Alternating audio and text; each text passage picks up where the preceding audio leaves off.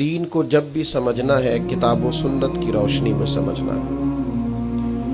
میں اپنے احباب کی خدمت میں یہ بات عرض کروں گا کہ آپ قرآن و حدیث کے طالب علم بنیں، تاریخ کے طالب علم نہ بنیں۔ آپ دین کو، سنت کو، شریعت کو، صحابہ کو، اہل بیت نبوت کو کتاب و سنت کی روشنی میں دیکھیں، تاریخ کے آئینے میں نہ دیکھیں۔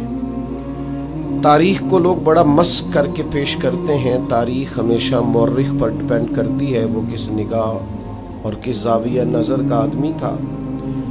تاریخ میں لوگ تبدیلیاں کر دیتے ہیں، اپنی من مانی شخصیات کو ہیرو بنا دیتے ہیں اور اپنے مزاج کے مطابق لوگوں کو زیرو کر دیتے ہیں۔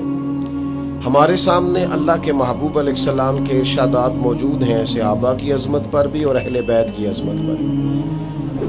صحابہ کے مختلف افراد کے نام لے لے کر حضور نے شانیں بیان کی ہیں، عظمتیں بیان کی ہیں، جناب صدیق اکبر کی، حضرت فاروق اعظم کی، حضرت عثمان غنی کی، مولا علی کی، حضور نے شانیں بیان کی ہیں۔